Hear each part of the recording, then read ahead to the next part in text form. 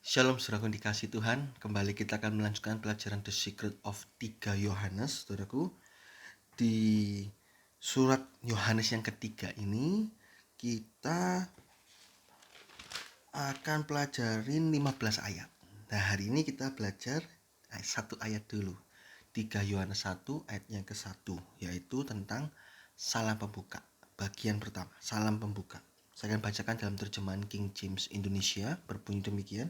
Dari saya, seorang penatua, kepada Gayus yang dikasihi, yang saya kasihi dengan sebenarnya. Nah, ini bagian pertama, saudaraku.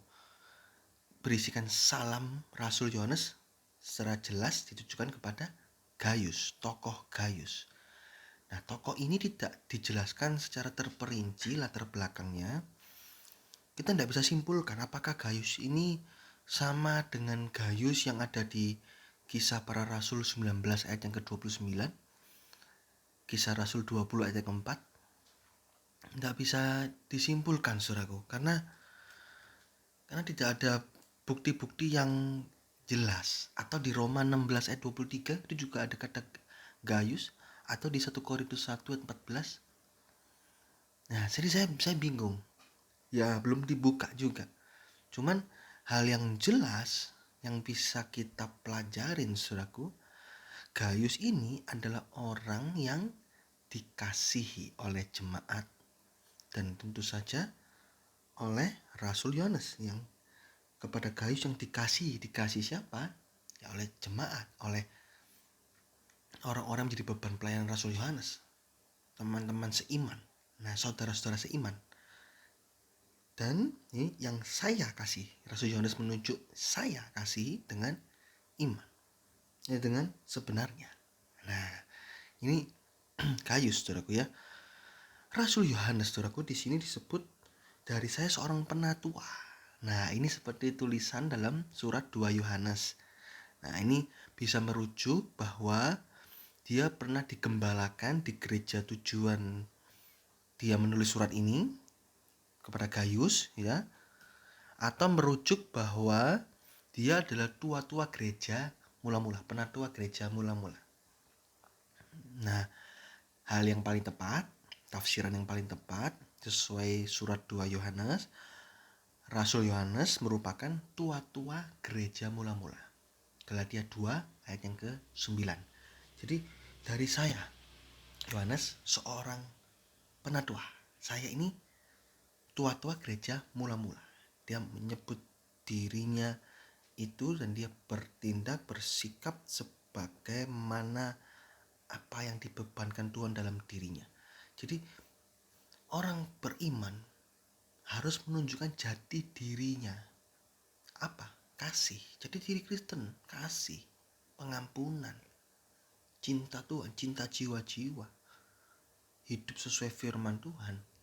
Itu jadi diri. Rasul Yohanes berani, saya seorang penatua, dan dia hidup sesuai firman Tuhan. Ini yang kita harus mencontoh, meneladani Rasul Yohanes, saudaraku. Dan kedua, saudaraku, Rasul Yohanes ini begitu mengasihi Gayus. Dikatakan yang saya kasih dengan sebenarnya. Dalam bahasa Inggrisnya, whom I love in the truth. Dia mengasihi di dalam kebenaran. Artinya apa di sini, saudaraku? Kasih yang benar adalah kasih yang di dalam kebenaran. Ini kunci kasih sejati, yaitu kasih di dalam kebenaran, love in the truth. 1 Yohanes 3 ayat yang ke-18. Bukan kasih yang justru menjerumuskan seseorang untuk berbuat dosa. Aku mengasihi kamu, maka dari itu aku memanjakan anak. Aku mengasihi anak, maka dari itu aku memanjakan anak. Aku mengasihi suamiku, maka dari itu aku kasih uang supaya suamiku bisa beli rokok. Ini kasih yang salah, kasih yang justru menjerumuskan orang untuk berbuat dosa, kasih yang justru menjerumuskan orang makin rusak. Ini kasih yang salah. Tapi kasih, love in the truth, kasih di dalam kebenaran adalah kasih yang mau membimbing orang ke arah yang lebih baik. Di dalam kasih, love in the truth, kasih dalam kebenaran, itu ada marah juga. Ditegur, nasihati sekali, 2 kali, 3 kali ditegur, ada hukuman, punishment tertentu, tapi di dalam kasih, gak ada emosi. Nah, ini love in the truth. Nah, dalam kebenaran, bukan menjerumuskan. Jadi Rasul Yohanes mengasihi Gaius, dia mengasihi dengan cara sesuai firman, yaitu ingin Gaius bertumbuh, ingin Gaius meningkat. Nah, oleh karena itu di sini di Rasul Yohanes ada pujian kepada Gaius, ada nasihat kepada Gaius, ada arahan-arahan supaya Gaius jadi lebih baik. Jadi kalau kasih, ya kasih, tak biarkan dia rusak. Itu bukan kasih. Itu jahat. Itu jahat. Orang yang mengasihi dirangkul. Jangan sampai kamu jatuh dalam dosa. Jangan sampai kamu jadi orang yang rusak, terjerumus dalam dosa. Tarik, marahin, tegur, nasihatin, doakan. Itu kasih di dalam kebenaran. Paham saudaraku ya? Nah, kalimat love in the truth, kasih dalam kebenaran, ada pengertian yang lain. Ini juga bisa berarti mengasihi dengan sebenar-benarnya atau dengan sesungguh-sungguhnya. Jadi ada dua pengertian. Yang pertama, kasih dalam kebenaran itu pengertian pertama adalah kasih yang ingin membuat orang jadi lebih baik di dalam kebenaran, kasih yang benar. Kalimat pengertian yang kedua, kasih dalam kebenaran itu adalah kasih yang sesungguh-sungguhnya, yang benar, tidak ada kepalsuan, yang sejati, yang tulus. Ini dua pengertian love in the truth. Ada sebagian orang mengasihi karena ingin mengharapkan sesuatu, itu bukan love in the truth.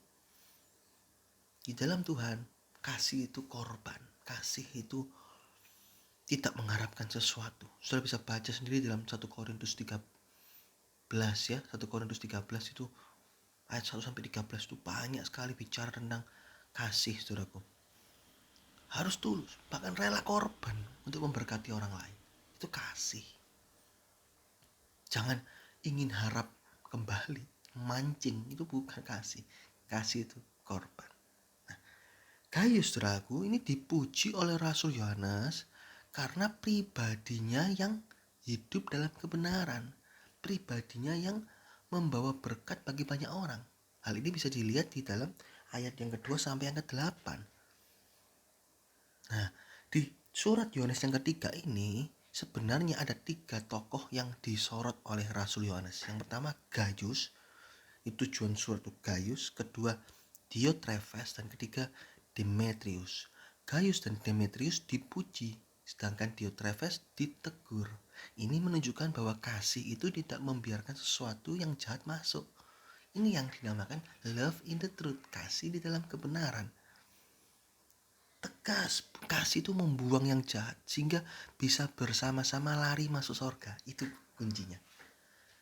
Jangan masuk surga sendirian, ditinggal yang tidak sejalan, tidak seirama. Kalau punya kasih, berhenti, ditarik, ayo dorong pelan-pelan, dorong sampai bisa lari lebih cepat. Gaspol. Itu. Jika seseorang mengaku dia mengasihi tapi membiarkan dosa mengikat saudaranya, maka orang tersebut belum disebut mengasihi. Belum disebut mengasihi sesuai standarnya Tuhan. Sudah bisa mengerti ini, saudaraku? Kasih itu, love in the truth, itu mengasihi dengan kebenaran, di dalam kebenaran, dalam firman, juga mengasihi dengan tulus. Tidak ada ingin mengharapkan sesuatu, tapi tulus, ingin benar-benar kasih yang mau berkorban, tidak harap apa-apa. Ya saudaraku ya, ini di ayat 1, dari saya seorang penatua kepada Gaius yang dikasihi dan yang saya kasih dengan sebenarnya. Ini di sini kita belajar kasih lagi, saudaraku, di dalam surat Yohanes yang ketiga ini. Luar biasa. Oke, saudaraku ya, saya berhenti sampai sini dulu. Video yang datang kita mulai masuk dalam bagian yang kedua. Oke, puji Tuhan, Tuhan Yesus memberkati.